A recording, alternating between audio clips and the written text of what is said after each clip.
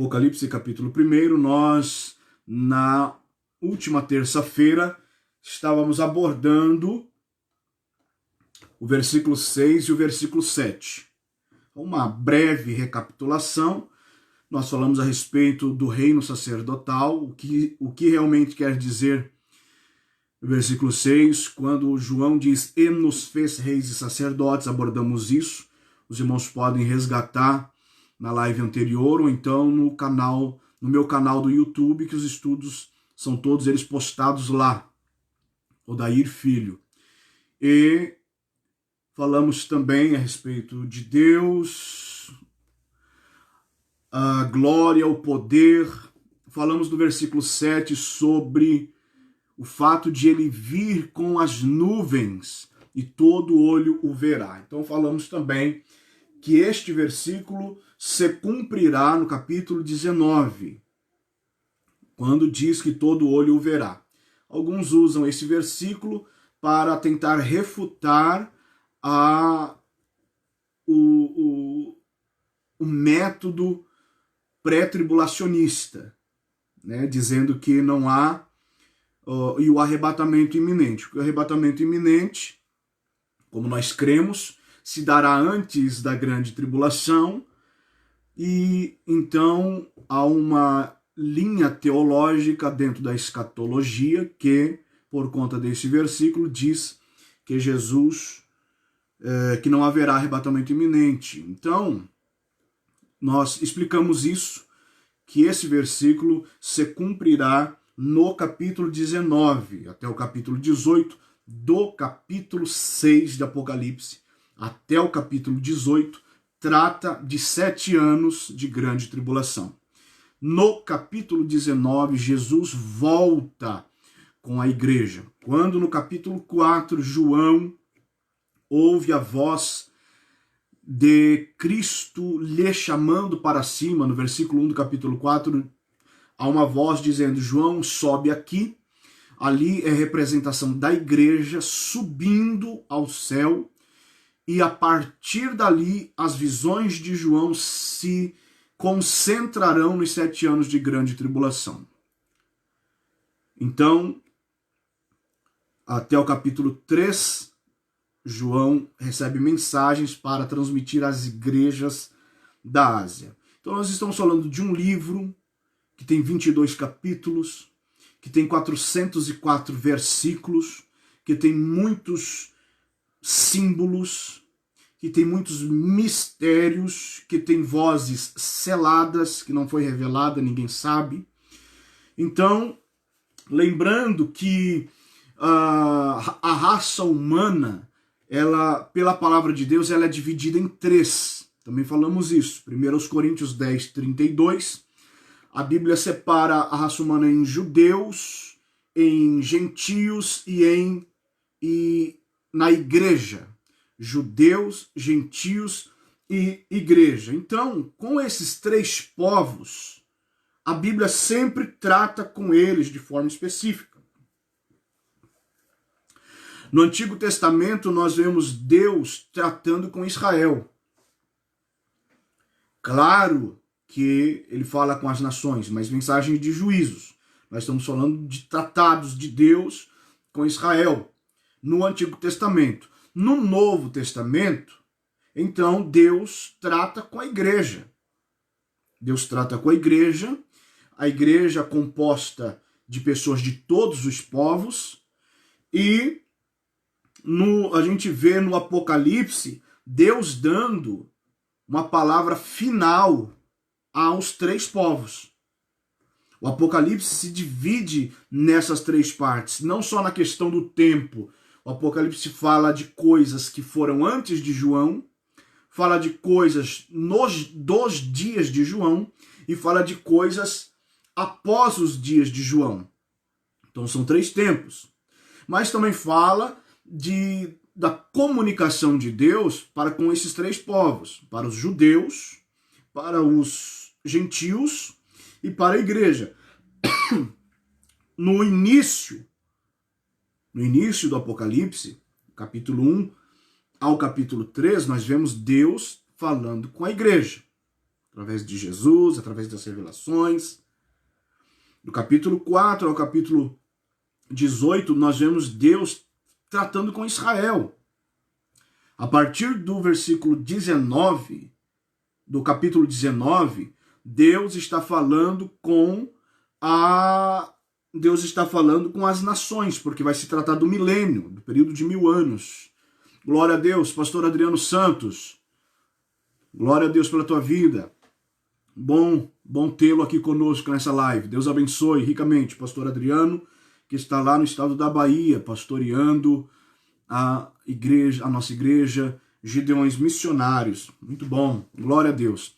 Então a gente vê no Apocalipse, no início, Deus tratando com a igreja, capítulo 1 a 3, capítulo 4 a 18, Deus tratando com Israel, capítulo 19, Deus tratando com as nações através do milênio, e capítulo 20 e 21 são os desfechos, né? Então a gente vê também, meus irmãos, por exemplo, eu leio para os irmãos entenderem a parte escatológica que Paulo falou aos Tessalonicenses na primeira epístola. No versículo 16 diz assim, veja bem, porque o mesmo Senhor descerá do céu com alarido e com voz de arcanjo e com a trombeta de Deus, e os que morreram em Cristo ressuscitarão primeiro. Veja bem, se você está acompanhando aí. Então o Senhor descerá do céu.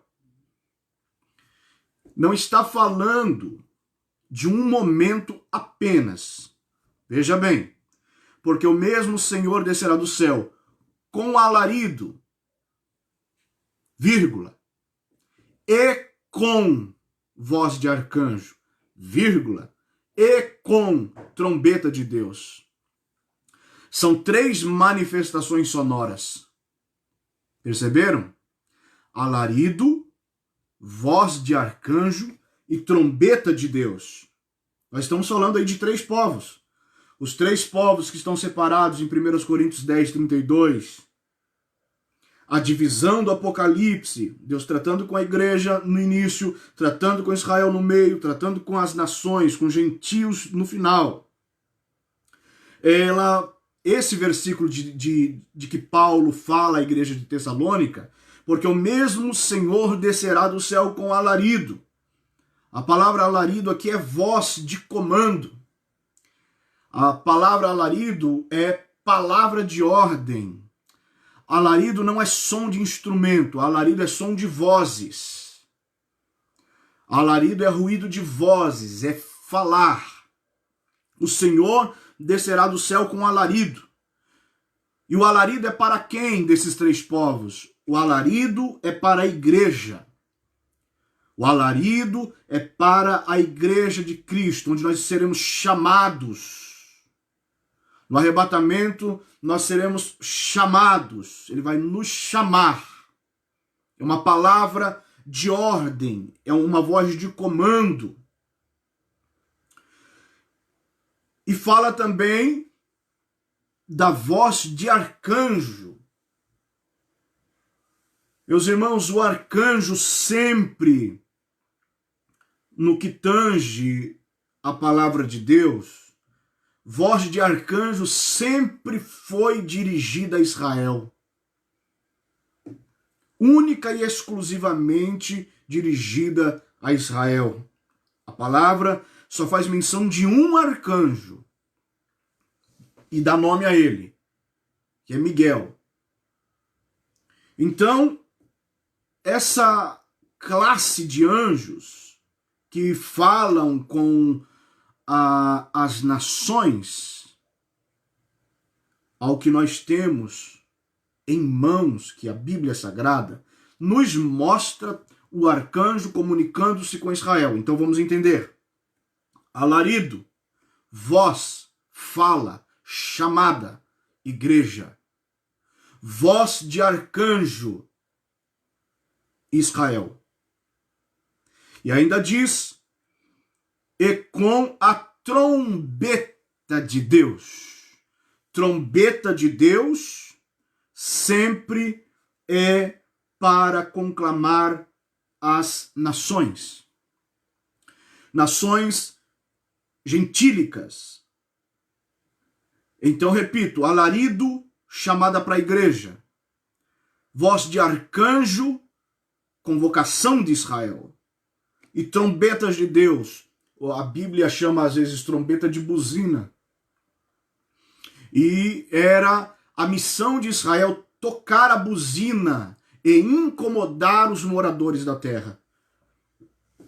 Tocar a trombeta para anunciar às nações que o Deus de Israel é único. Esta era a missão de Israel. Israel falhou. E agora a igreja está incumbida de fazer esse trabalho. Hoje a igreja toca a trombeta, anunciando às nações a respeito das verdades bíblicas. Então assim está separado o livro do Apocalipse nesses três povos, judeus, gentios e igreja. No início trata da igreja, no meio trata de Israel e no final trata com as nações. Alarido, chamada para a igreja, voz de arcanjo para Israel e trombeta de Deus para as nações. Para esses três povos, há mensagens específicas. Para a igreja, nós temos a Bíblia trazendo o evangelho da graça. Conforme Paulo disse aos Gálatas, capítulo 1, que o evangelho da graça é trazido para a igreja. Para Israel, ao evangelho do reino. Para as nações, ao evangelho eterno.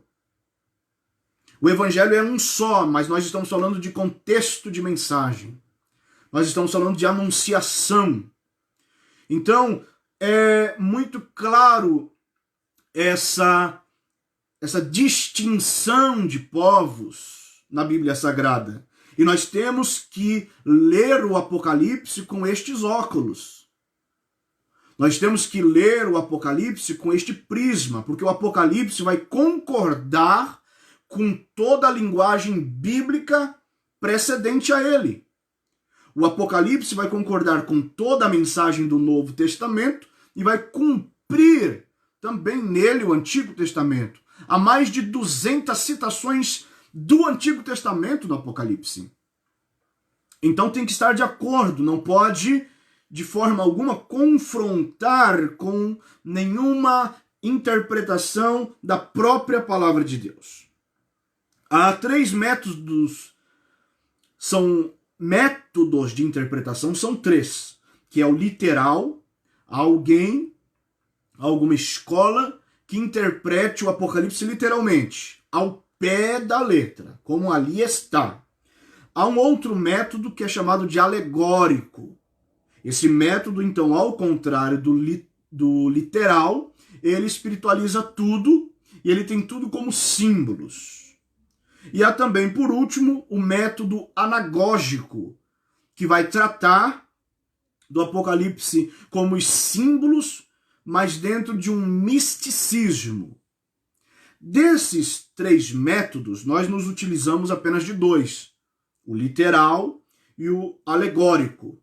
O anagógico nós não utilizamos, porque ele tende a sair do conteúdo bíblico, e isso não nos interessa. Então, meus irmãos, além disso, há 5 escolas de interpretação. Eu quero apenas relembrar a respeito disso. A escola preterista, a escola futurista, a escola histórica, a escola idealista e a escola eclética.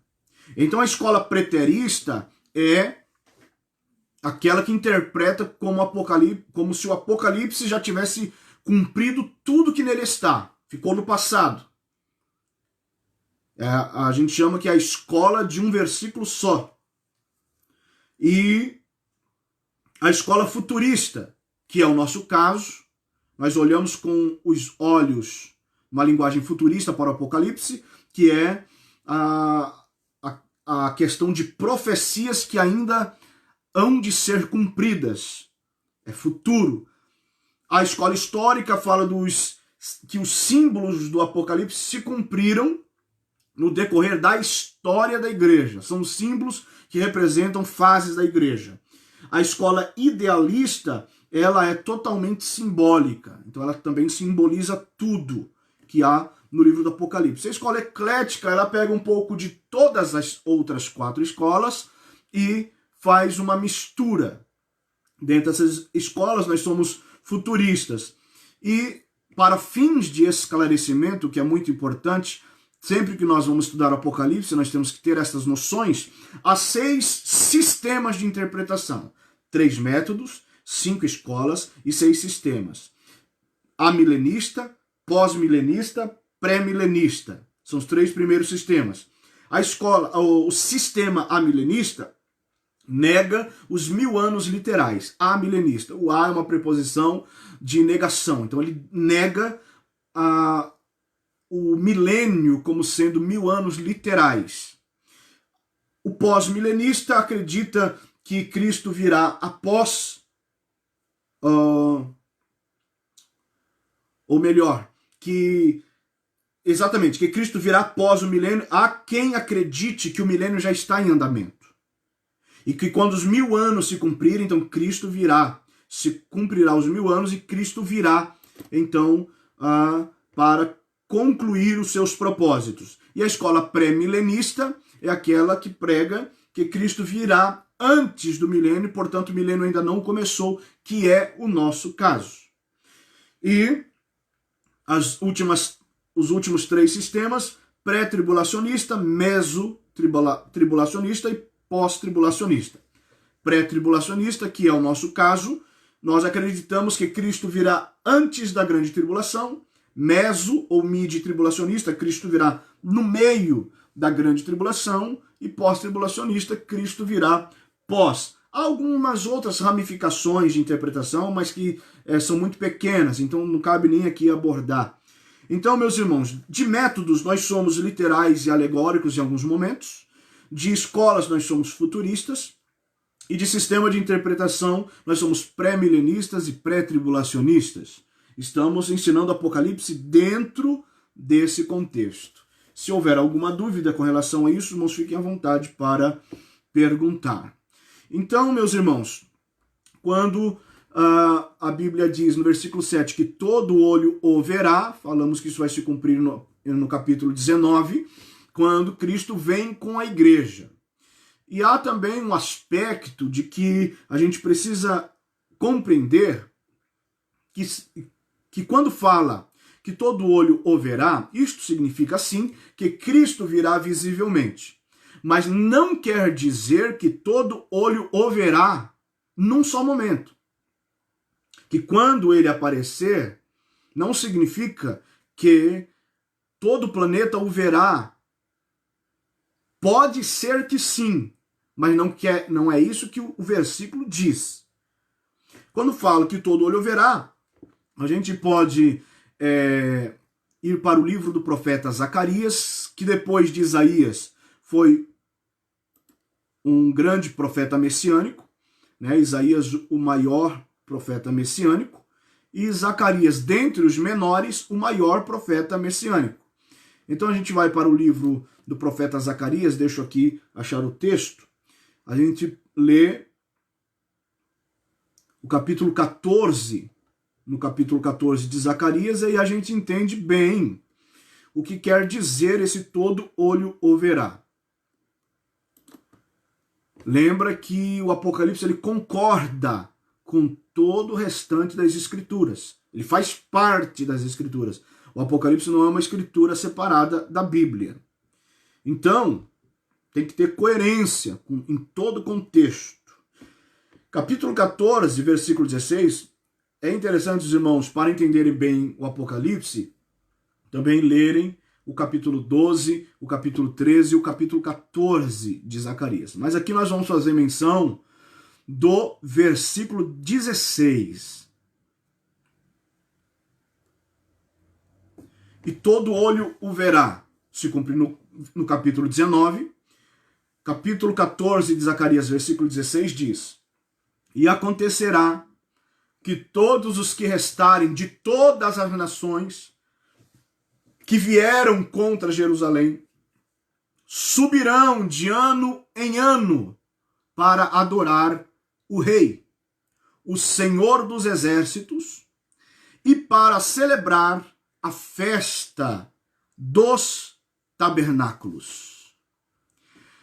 Esse capítulo 12, capítulo 13 e capítulo 14, aborda o período do milênio, quando Cristo virá para instaurar o milênio. Isso depois da grande tribulação. Cristo, antes da grande tribulação, com alarido, tira a igreja. João capítulo 4, versículo 1, é tipo da igreja indo para o céu, e depois a igreja não é mais mencionada no Apocalipse até o capítulo 18. Há um silêncio. Em todas as visões que João teve de revelações de acontecimentos na terra durante os 7 anos de grande tribulação, não há menção da igreja na terra. Então, no capítulo 19, Cristo volta com a igreja e encerra a grande tribulação e instaura o milênio. Nessa instauração do milênio, com a nova Jerusalém sobre a Jerusalém terrestre, Cristo e a igreja vai governar aqui na terra. Paz do Senhor, irmão Leonardo Fernandes. Glória a Deus. Deus abençoe a tua vida, meu querido irmão Leonardo, lá de São Paulo, Itacoaquecetuba. Deus abençoe. Quando passar a pandemia, venha nos visitar novamente aqui em Garibaldi, pregar para nós. Glória a Deus. Então, meus irmãos, nós estamos falando da instauração do milênio. Após a grande tribulação, então Cristo volta com a igreja e reina na terra por 1000 anos, com a igreja fazendo o papel de reis, e Israel fazendo o papel de sacerdotes, nos fez reino sacerdotal, e assim nós vamos governar. E haverá uma lei para que todas as nações, lemos aqui no capítulo 14, versículo 16 de Zacarias. Glória a Deus, irmão Dirley, nosso pastor Dirley Castro, Deus abençoe, em nome de Jesus, tudo bem conosco. Desejamos também que esteja tudo bem com o nosso amado. Esqueci de onde o irmão é. Pastor do nosso ministério também está realizando um grande trabalho. Temos acompanhado aí o nosso irmão. E então haverá uma lei. Versículo 16, capítulo 14 de Zacarias. Todas as nações subirão de ano em ano para adorar o Rei. O milênio, para nós é literal, ele durará 1000 anos. Durante os 1000 anos, uma vez por ano, todas as nações subirão a Jerusalém. Por isso, todo olho o verá. Todo olho terá que ver Jesus. Todos terão que ver Jesus. Todo olho o verá. Haverá uma punição para quem não for. A leitura, ela sucede dizendo, versículo 17, e acontecerá que se alguma das famílias da terra não subir a Jerusalém para adorar o Rei, o Senhor dos Exércitos, não virá chuva sobre ela. Ou seja, ninguém vai arriscar não ir a Jerusalém. Por isso, quando ele voltar com a igreja e reinar, todo olho o verá. Alguns entendiam como sendo a possibilidade de ver tudo ao vivo agora, na mesma hora, através da internet, e será transmitido, que seja transmitido. Que Jesus pode voltar, aparecer no céu e todo o globo ver. Ele tem poder para isso. Mas não é isso que o texto está dizendo. Estou esclarecendo isso. Não é isso que o texto está dizendo. Se ele quiser, ele vem e se mostra para todo mundo na mesma hora. Mas o texto está dizendo que todo olho o verá nesse sentido. Quando ele vier instaurar o milênio, todas as nações terão que ir a Jerusalém. Diz assim, até mesmo os que o transpassaram. De quem Jesus está falando? Quem transpassou a Jesus? O povo de Israel. Agora os irmãos entenderam por quê? Que Jesus, mesmo depois de ter ressuscitado, mesmo Jesus estando num corpo glorificado, ele ainda tem as marcas. Os irmãos se lembram que ele apareceu para os apóstolos e ele conservou as marcas. As marcas, as cicatrizes é o sinal de identificação que ele tem para a eternidade. Porque Cristo ele conservou as marcas para comprovar que ele é o Jesus que nasceu de Maria em Belém de Judá, que ele é o Jesus que Israel condenou e Roma crucificou. Ele não é outro. Então, é uma forma de ele chegar e mostrar que ele é aquele Jesus que foi rejeitado, que ele foi transpassado, tanto que aqui diz, se lamentarão sobre ele. Se lamentarão porque contemplarão que realmente ele é aquele Cristo. E eles rejeitaram. Haverá lamentação aqui de arrependimento. Então, meus irmãos, Jesus virá e cumprirá esse versículo no capítulo 19.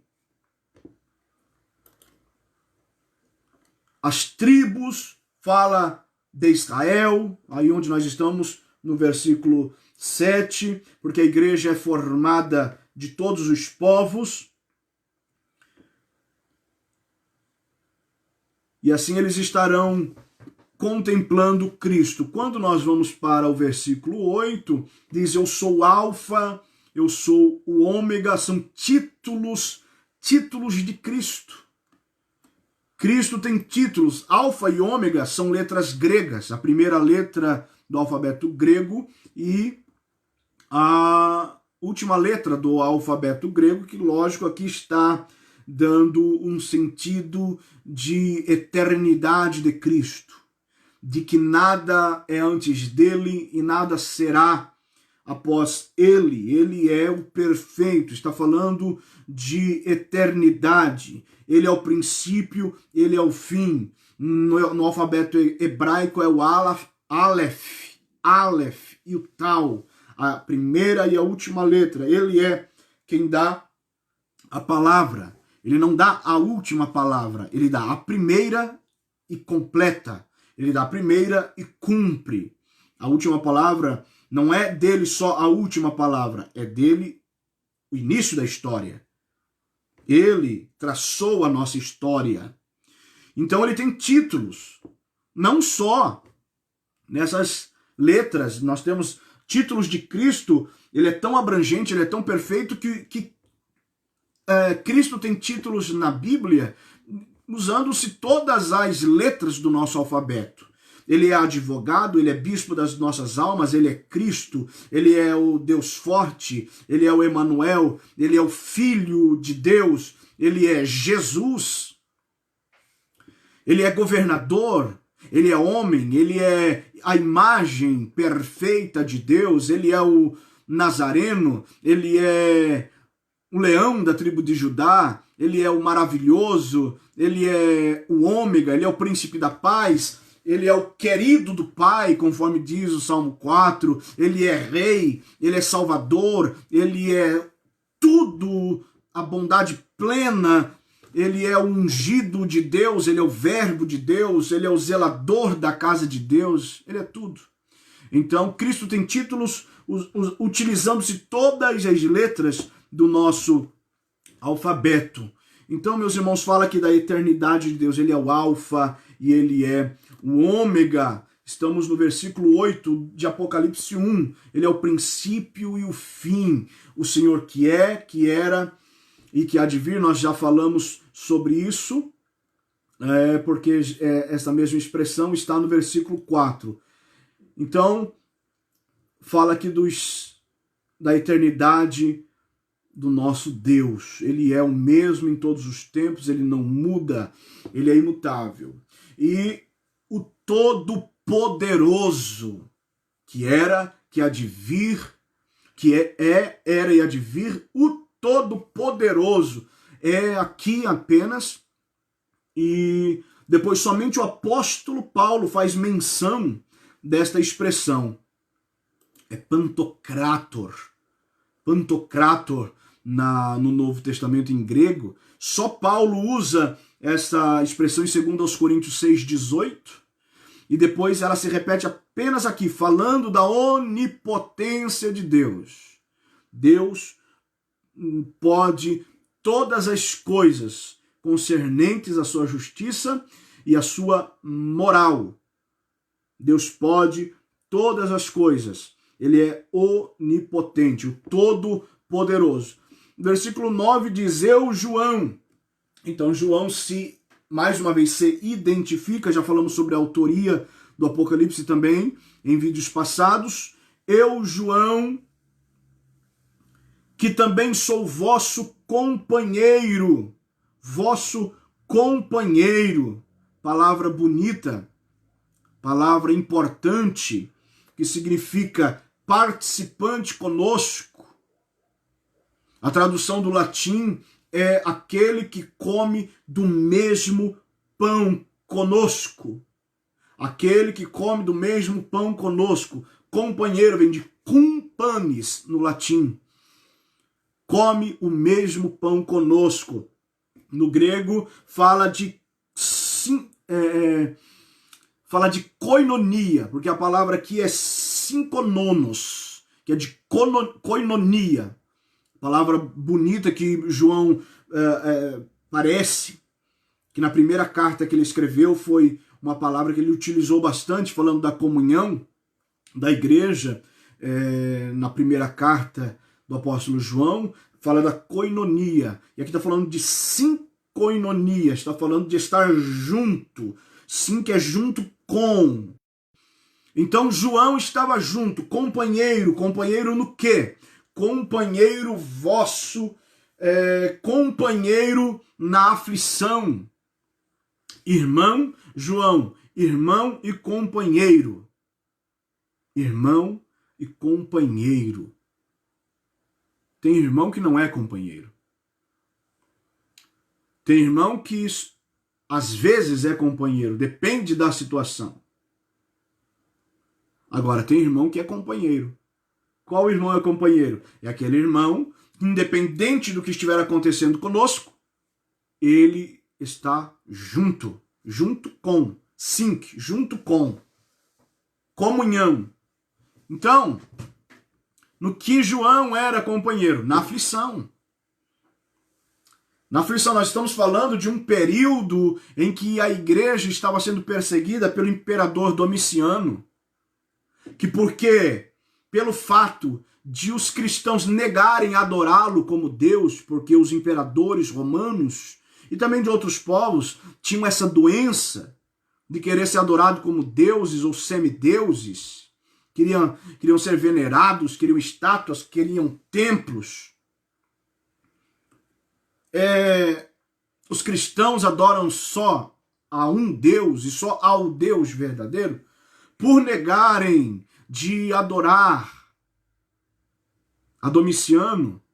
Ele intensificou a perseguição à igreja, e a história diz que em uma só noite 40.000 cristãos foram mortos. Este João conta a tradição que ele foi jogado dentro de um tacho de óleo fervente. E assim tentaram matar João. Mas a tradição conta que nada aconteceu com João. O óleo esfriou. Porque Deus é dono de tudo. Deus é o alfa e o ômega. É ele que escreve a história. Então, já que eles não tiveram como matar João, Domiciano, então decretou que ele fosse banido numa ilha. Banido na ilha de Patmos, conforme ele mesmo diz no próprio versículo 9. banido numa ilha chamada Patmos. Patmos significa morte. Quem fosse para lá não tinha como sair se não fosse retirado, morreria lá inevitavelmente. Então ele foi banido para aquela ilha porque ele era uma ameaça, porque ele era um ícone, porque ele era um líder, então ele ameaçava o Império Romano através da palavra. Não que ele fosse um revolucionário, não. Era pela palavra. Então é desta aflição que João está falando e escrevendo, e a gente vê que no decorrer de todo o livro do Apocalipse, Deus ordena a João escrever muitas coisas. O Apocalipse não foi escrito só para as 7 igrejas. O conteúdo para as 7 igrejas é aquele que a elas é adereçado, com o título de cada igreja. Mas no decorrer do Apocalipse, nós vamos vendo Jesus ou um anjo dizendo a João, escreve. Escreve num rolo. Há no livro do Apocalipse 12 ordens para que João escrevesse alguma coisa. Isto significa que o contexto e o conteúdo do Apocalipse não ficaria restrito apenas à igreja daquela época. Então cai por terra a interpretação histórica ou a interpretação preterista, porque era para ficar registrado para as gerações futuras. E assim,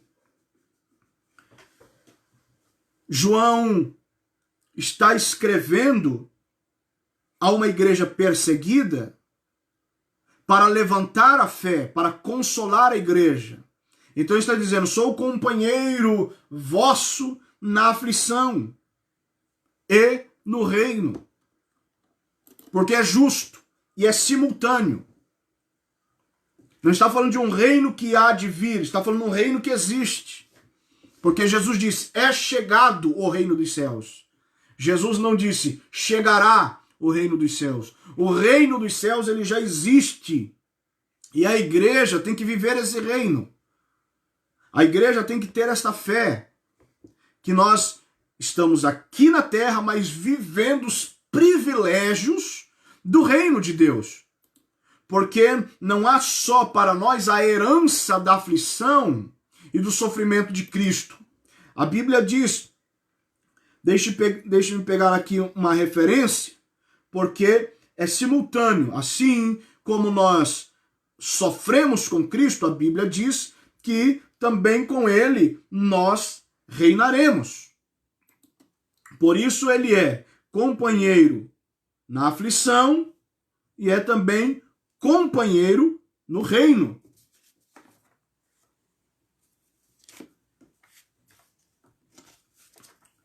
Deixa eu ver aqui onde eu anotei a referência para nós fazermos a leitura. Há muitos que querem ser apenas companheiros no reino, mas há esses que querem muitas vezes ser companheiros na hora de reinar, não querem ser companheiros na hora da aflição. Paz do Senhor, irmão Rafael Gonçalves, paz do Senhor, meu irmão, lá no país do Paraguai, Alto Paraná, Santa Rita. Estivemos por lá ministrando a palavra de Deus. Glória a Jesus. Não sei se o irmão estava na ocasião, estivemos pregando ali no pastor, meu querido pastor ali, vai puxar minha orelha que estou esquecendo o nome dele. Daqui a pouco eu vou me lembrar. Deus abençoe, irmão Rafael. Glória a Jesus. Então, a Bíblia diz assim, 2 Timóteo capítulo 2, versículo 12. Se sofrermos, também com ele reinaremos. Então é uma condição, se sofrermos, se nos dispusermos a sofrer com ele, ou pela causa dele, também, está dando uma certeza, é uma consequência, também com ele reinaremos. Também com ele reinaremos. E é disso que João está falando. Sou companheiro na aflição, também sou companheiro no reino, num reino que já existe. E na paciência de Jesus Cristo. A paciência aqui tem o sentido de perseverança. Perseverança, porque eles estavam vivendo um tempo, não era uma simples pandemia, não. Eles não estavam confinados em casa por causa de um isolamento social. Eles não estavam em casa se escondendo de uma doença, de uma pandemia. Eles estavam em casa confinados pela perseguição. Eles corriam risco de morte. Faziam cultos escondidos em cavernas. Pastor Carlos Moraes, isso mesmo, obrigado, irmão Rafael. Pastor Carlos Moraes, nosso missionário, que está lá em Santa Rita, no Paraguai. Muito bem. Mande a ele um abraço, irmão Rafael, em nome de Jesus. E assim, eles estavam passando aquela aflição.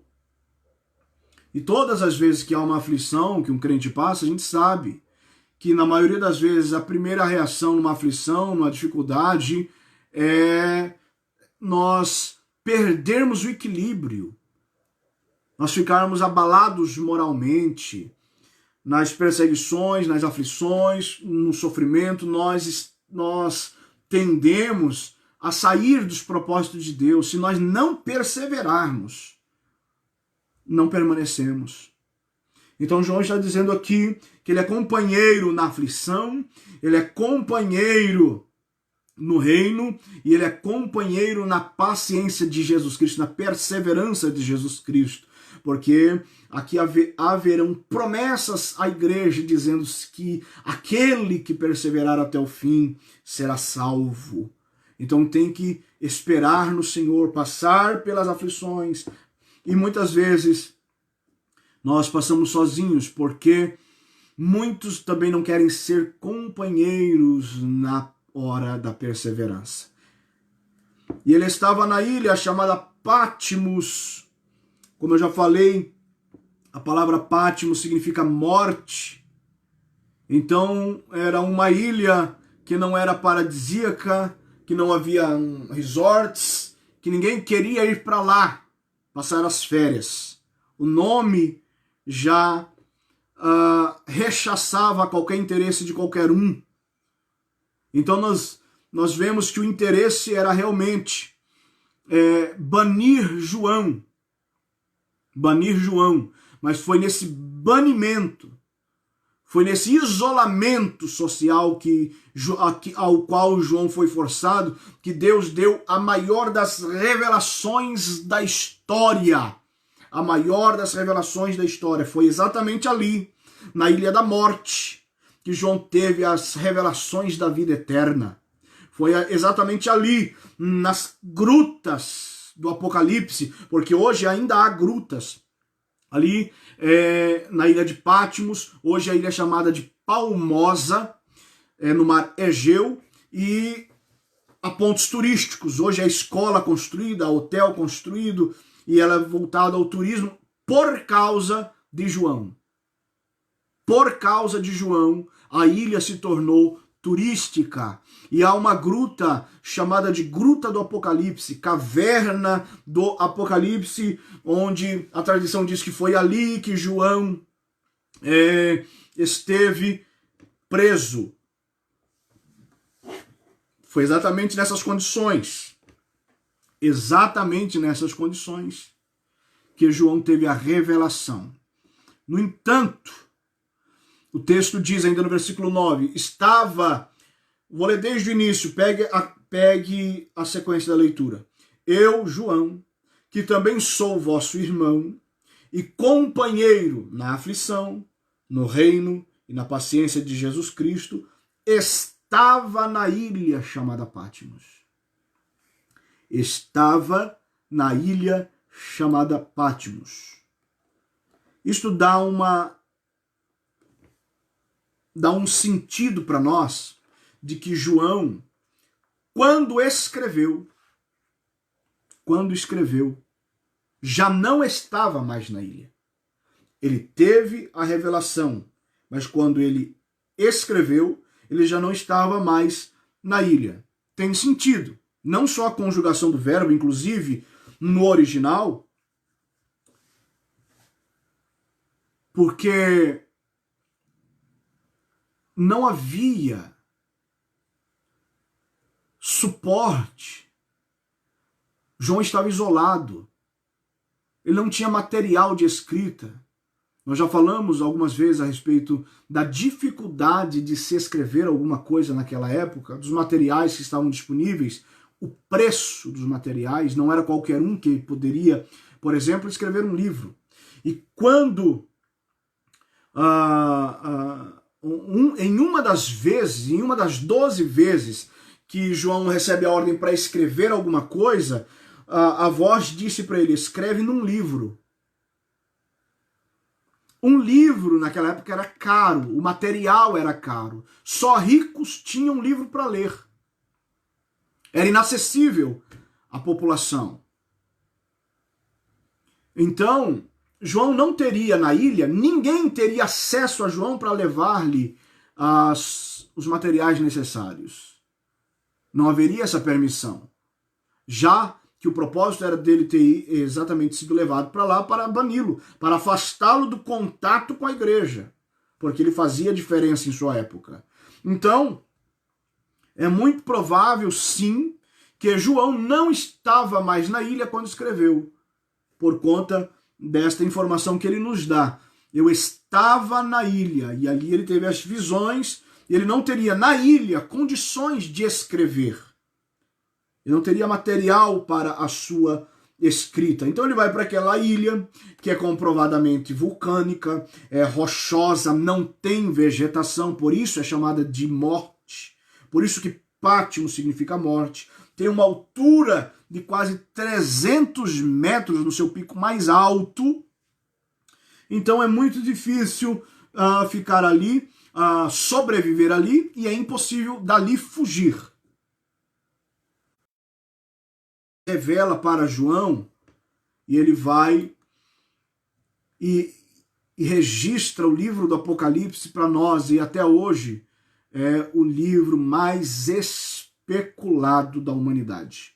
O livro do Apocalipse. Os únicos que não podem especular o Apocalipse é a igreja. A igreja tem que estudar, tem que discernir o Apocalipse. O mundo especula. Deixemos as especulações para o mundo. O Apocalipse vai se cumprir com as Escrituras. E aqui ele diz, estava na ilha de Patmos, e ele vai dizer o motivo porque ele estava ali. Por causa da palavra de Deus. Por causa fala de consequência, de motivo. Estava na ilha de Patmos em razão da palavra de Deus. Então João está na condição de mártir. Por isso ele diz, e pelo testemunho de Jesus Cristo, pelo que eu falo de Jesus Cristo, pelo que eu ensino a respeito de Jesus Cristo, eu estou aqui preso nesta ilha. Então o motivo do sofrimento de João era a pregação da palavra de Deus. E é o único motivo de sofrimento do crente que é justificável diante do Senhor. Porque o crente vai sofrer por causa da palavra de Deus em todos os aspectos. O crente sofre ou porque cumpre a palavra de Deus, ou porque descumpre a palavra de Deus. São os únicos motivos de sofrimento. Ou sofremos por obediência ou por desobediência. Então nós, como cristãos, temos que escolher que sofrimentos desejaremos para a nossa vida. Vamos sofrer pela obediência ou pela desobediência? Vamos sofrer por cumprir o chamado em anunciar a palavra, em testemunhar de Cristo, ou vamos sofrer porque omitimos falar de Jesus? O sofrimento causado por causa da palavra de Deus produz galardões. O sofrimento causado por causa do testemunho de Cristo produz para a vida do crente um peso eterno de glória, muito maior do que o peso da opressão que nós sofremos aqui. Paulo disse em 2 Coríntios capítulo 4, versículo 17, porque a nossa leve e momentânea tribulação, a aflição que ele estava passando, tribulação e aflição têm o mesmo sentido, são sinônimos. Porque a nossa leve e momentânea tribulação produz para nós um peso eterno de glória muito excelente. Então não dá para se comparar, meus irmãos, aquilo que nós vamos receber de Cristo. Aquilo que nós vamos receber de Cristo é muito maior. A glória que nós vamos receber excede em muito a aflição que passamos aqui. Então sofra pela obediência, não sofra pela desobediência. O sofrimento pela obediência tem fim. Um dia não sofreremos mais. Mas o sofrimento pela desobediência, se não houver conversão e arrependimento, é eterno. E pior, que na eternidade será potencializado, será intensificado, não vai ter fim. Então sejamos crentes que proclamamos a palavra de Deus e testemunhamos de Cristo. Por isso Paulo ainda diz, em 2 Coríntios 4, 18, no 17 ele diz, porque a nossa leve e momentânea tribulação produz para nós um peso eterno de glória muito excelente, não atentando nós nas coisas que se veem, mas nas que não se veem. Fé, olhar para a eternidade, vislumbrar o futuro, porque as coisas que se veem são temporais e as que não se veem são eternas, inclusive o sofrimento. O sofrimento pela obediência é temporal. O sofrimento pela desobediência é eterno. Então vamos cumprir a palavra de Deus, vamos buscar a palavra do Senhor, meus irmãos, incondicionalmente e proclamá-la. Não podemos reter a palavra de Deus para nós. A palavra de Deus está aqui para ser pregada. Israel falhou em anunciar o Deus de Israel a todas as nações. A igreja agora está incumbida desse ministério. Por isso a igreja tem que ser missionária. A palavra de ordem é esta. O imperativo de Jesus para a igreja é este. Ide por todo mundo e pregai o evangelho a toda a criatura. João estava na ilha de Patmos preso por causa da palavra de Deus e pelo testemunho de Jesus Cristo. Na ilha de Patmos ele teve um encontro com Cristo que ele não teve em momento algum em todo o ministério de Cristo aqui na terra.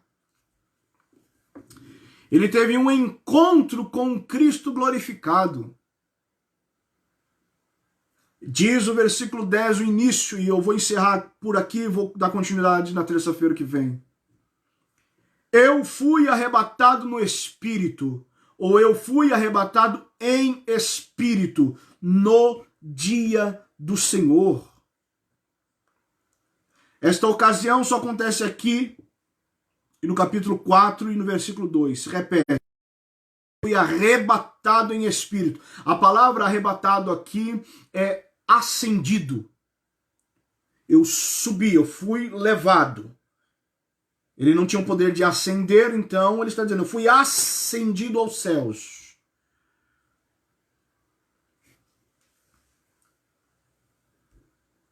Isto significa que ele teve um encontro com Cristo, estando ainda vivo. Ele, João, em carne, teve um contato com Cristo glorificado. São poucas, são raras as vezes que isso aconteceu com algum ser humano. Olha o privilégio que João teve. Ele estava, talvez, aos olhos humanos, inclusive na concepção do imperador romano, talvez ele estivesse no pior local do planeta para estar. mas teve a melhor e maior experiência que um ser humano poderia ter. Sabe por quê? Porque o que Deus tem para nós de glória é muito maior, como nós lemos aqui, Paulo diz aos Coríntios, é muito maior que qualquer tribulação, que qualquer aflição. Isto significa, meu irmão, que nós como igreja, se nós cumprirmos a palavra, pregarmos a palavra, testemunharmos de Cristo, vamos sofrer aflições, sofrer perseguições, sofrer pela obediência, mas o que tem para nós reservado, não só na eternidade, mas aqui ainda, enquanto vivermos, Cristo cuida de nós. Eu entendo por esta palavra que quanto maior aflição passamos, maior consolação temos. Conforme a crise que nós enfrentamos, mais comunhão nós vamos tendo com Deus. Por isso não fuja das dificuldades, meu irmão. Não retroceda, minha irmã, quando você estiver passando uma aflição pela obediência, não retroceda. Quando você for difamado, você for perseguido, você estiver sofrendo retaliações até do inferno por causa da tua obediência, não retroceda. Sabe por quê? Porque nesse momento haverá uma intimidade, um relacionamento com Cristo, talvez de uma forma que você nunca teve. Talvez esteja reservado para você um momento de intimidade que você nunca teve em toda a tua vida de fé. Porque o sofrimento pela obediência, a Bíblia chama de provação. E provação vem de Cristo, ninguém mais nos prova. Só Deus nos prova. A Deus, a Bíblia diz, a Deus a ninguém tenta. Deus não tenta, o tentador é o diabo. Deus nos prova. E todo sofrimento que passamos por causa da palavra e pelo testemunho de Cristo são provações. E em todas as provações, Deus quer nos aprovar, porque todas as provações vêm dele. Então não fuja das provações. É diferente o sofrimento pela desobediência, pela negligência, pela omissão. Então, meus irmãos, nós encerramos esse estudo bíblico por aqui, porque o tempo esgotou. Se você estiver passando por uma aflição, ou porventura irá passar, lembre-se sempre disso. Há um manifestar de Deus exclusivo para você. João estava sozinho na ilha de Patmos, sozinho no sentido do seu ministério. Ele não tinha ninguém da igreja com ele. A ilha de Patmos era uma prisão aos piores criminosos. É considerado uma prisão de segurança máxima, onde iam as piores pessoas, os piores criminosos. Então João estava cercado por esse contexto. Nenhum apóstolo mais estava vivo, ele era o último. Não havia um obreiro com ele, como por vezes Paulo teve auxílios de obreiros nas prisões. João estava só, mas ele recebeu a melhor e maior companhia que alguém poderia receber. Ele não passou, enquanto Domiciano achava que João estava definhando na ilha de Patmos, na verdade, João estava tendo vislumbres celestiais. Sobe aqui, Jesus arrebatou João em espírito. O corpo ficou na terra, mas João, a parte espiritual do ser humano, estava nos céus.